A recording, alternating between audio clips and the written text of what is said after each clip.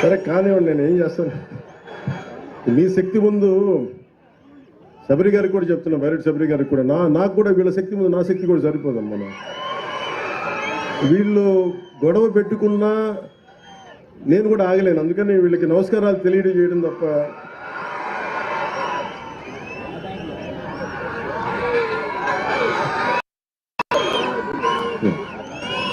మీ అందరికీ ఒక జాతీయ ఉపాధి హామీ పథకం 30 సెంట్లు నేల. ఇది ఇప్పుడు మనం ఉన్న ఏరియా. దీంట్లో దాదాపు 6 సెంట్లు చెరువు అయితే 2 సెంట్లు గట్టు ఉంటుంది. సో దీనికి మొన్న గౌరవ శాసనసభ్యులు చాలాసార్లు మీకు ఎవరైనా సరే గత ప్రభుత్వంలో జాతీయ ఉపాధి హామీ పథకం ఎంత గొప్పది అనేది ఎవరు మీకు తెలియజేయలేదు, ఎవరు లబ్ధి పొందుతారో తెలియదు. ఈరోజు నేను మీకు పరిచయం చేయదలుచుకున్నా. ఎవరైతే ఈ రైతు ఎవరో రాజన్న గారు ఉన్నారు వారిని, అలాగే ఈ ఎవరైతే మనకి ఈ ఉపాధి హామీ ఈ పథకం కూలీ పథకం కింద ఎవరైతే వస్తున్నారో వాళ్ళని వేదిక పైన మీకు పరిచయం చేయదలుచుకున్నాను. ఎందుకంటే వాళ్ళ కోసం చేస్తున్నాం. ఇదేదో మేము అబ్స్ట్రాక్ట్గా ఒక అర్థం కాని ఒక అగమ్య గోచరది కాకుండా మీకు నిజమైన మనుషులు, ఎంత గొప్పది కార్యక్రమాలు, ఎంతమంది లబ్ధి పొందుతారు. రాజన్ గారు మీరు అక్కడ ఉన్నారు, అందరిని నమ్మని చెప్పండి.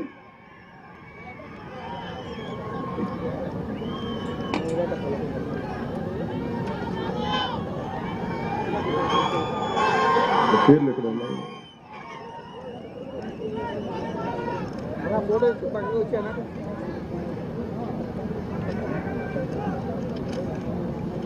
వేదిక పైకంటే వీరు సుర రాజన్న గారు. ఈ భూ విస్తీర్ణం ఎకరం 30 సెంట్లు, పుడిచెట్ల గ్రామానికి సంబంధించి.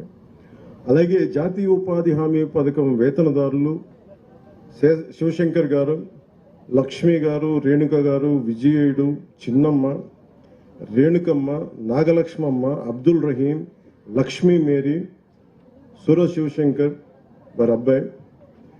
అంటే వీరందరినీ ఎందుకు మీకు పరిచయం చేస్తున్నానంటే, ఈ జాతీయ ఉపాధి హామీ పథకం ఉపాధి లేక నలిగిపోతుంటే మాకు ఉపాధి కావాలి అంటే జాతీయ ఉపాధి హామీ పథకం పనిచేస్తుంది.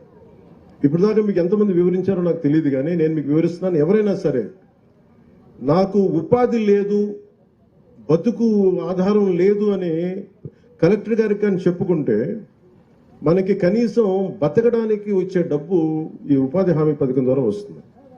ఇది ఎవరైనా కావచ్చు. దీనికి ఒకటే క్రైటీరియా, దీనికి కష్టపడి పనిచేయాలి. ఇక్కడున్న ఇందాక మన శశిభూషణ్ గారిని అడుగుతాను, ప్రిన్సిపల్ సెక్రటరీ గారిని చాలాసార్లు అడుగుతాను, మళ్ళీ పదే పదే అడుగుతాను. మీకు అర్థం చేసుకోవడం ఇంకోసారి అడిగాను ఆయన్ని. జాతీయ ఉపాధి హామీ పథకానికి కావాల్సిన అర్హత ఏంటి అంటే ఆయన ఒకటే అడిగారు, చెప్పారు. అంటే దీనికి కష్టపడి పని చేయడం తప్ప, మీతో ఆయన అడిగింది మీకు కూడా పని కావాలంటే మేము కల్పిస్తాం దీంట్లో. అంటే మీరు కూడా పని చెయ్యాలి, నాకు ఉపాధి లేదు అంటే రేపు పొద్దున నాకు పని లేనప్పుడు ఖచ్చితంగా నేను కూడా జాతీయ ఉపాధి హామీ పథకం కింద పని చేస్తాను. అంటే నాకు శ్రమశక్తి మీద, అంటే బండరాళ్ళు కొట్టకపోతే మనుషులు శ్రమ, వాళ్ళ కండలు కరిగించి శ్రమ చేయకపోతే ఈరోజు సీసీ రోడ్లు కావచ్చు, లేదంటే గొప్ప గొప్ప నిర్మాణాలు కావచ్చు, తాజ్మహల్ నిర్మాణానికి రాళ్ళెత్తిన కూలీలు ఎవరైనా శ్రీశ్రీ గారు చెప్పినట్టుగా మన ఫామ్ పాండ్స్ కానీ జాతీయ ఉపాధి హామీ పథకానికి కావచ్చు, మనకి రోడ్లు కావచ్చు, ఈరోజు 100% రోడ్లు వేసామంటే ఈ రోజున కొద్దిమందే కనిపిస్తారు కదా. ఇలాంటి లక్షలాది మంది వారి శ్రమ ఈ రోజున వారి కడుపు నింపుకోవడానికి పనిచేశారు, కానీ వాళ్ళ కడుపు నింపుకోవడంలో మనకు రోడ్లు వేశారు. వాళ్ళ శ్రమదానం చేసి ఈ రోజున మనకి సౌకర్యవంతమైన రోడ్లు ఇచ్చారంటే ముందు వారికి మనస్ఫూర్తిగా మీరు 2 చేతులు ఎత్తి మీరు ఆ చప్పట్లు కొట్టాను.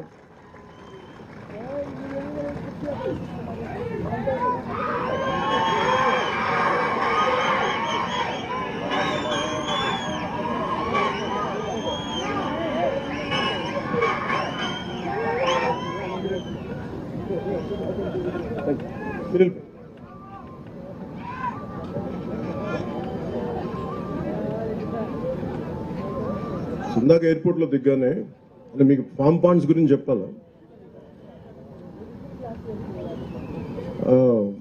గౌరవ్ చరితమ్మ గారికి వారి అబ్బాయి జనార్దన్ గారు నాకు పుస్తకం ఇచ్చారు. ఇది నేను చాలా నాకు చాలా ఇష్టమైన పుస్తకం ఇది. ఆయన ఏంటంటే ద వన్ స్టార్ రెవల్యూషన్ అంట, అంటే గడ్డి పరకతో విప్లవం. ఇది నేను చాలా సంవత్సరాల క్రితం ఎమ్మెల్సీగా ఎన్నికైన మా సోదరులు జనసేన జనరల్ సెక్రటరీ నాగబాబు గారు నాకు చాలా సంవత్సరాల క్రితం, కరెక్ట్ చెప్పాలంటే ఇది ఎప్పుడో 99లో కానీ 2000లో కానీ నాకు ఈ పుస్తకం ఇచ్చారు, గడ్డి పరకతో విప్లవం. దీన్ని తెలుగు తర్జుమా చేసిన పుస్తకం, అనువాదం చేసిన పుస్తకం. ఇందులో ఏంటంటే మీకు జీవాన్ని పర్యావరణాన్ని పరిరక్షించడానికి ఖర్చు లేకుండా ఎలాగనేది ముసునోబు ఫుకోకా అని చెప్పి ఒక జపనీస్ శాస్త్రవేత్త రాసిన పుస్తకం, వ్యవసాయ శాస్త్రవేత్త. ఇది నాకు ఆయనకి ఇస్తే, అంటే నేను చరితమ్మ గారికి చెప్తా ఉన్నాను, మీ అబ్బాయిని చాలా గొప్పగా పెంచారు, ఈ పుస్తకం చదువుతున్నాడంటే చాలా తప్పన ఉంటే తప్ప ఈ పుస్తకం చదవరు. అంటే అందుకేనేమో మీరు ఎమ్మెల్యేగా ఎన్నికయ్యాక ఇది ఈ పుడిచెర్ల గ్రామంకి మీరు ఇక్కడ మనకి ఇన్ని ఊర్లుంటే, ఇన్ని జిల్లాలుంటే మీ దగ్గరికి నేను ఎందుకు వచ్చానంటే మేబీ ఇది మనసుని బలంగా లాగింది అనుకుంటున్నాను ఇక్కడికి. అంటే ఇది ఈ రోజున ఫామ్ పాండ్స్కి సంబంధించి సమగ్ర కొంచెం మీకు వివరించి, అంటే మీకు చాలా మంది మీరు సినిమా ఓజీ అంటున్నారు కానీ, అంటే మీరు సినిమాలకు వెళ్తారు, హుషారుగా ఉంటారు, కానీ నీళ్ళు లేకపోతే మీరే సినిమాలకు వెళ్తారా?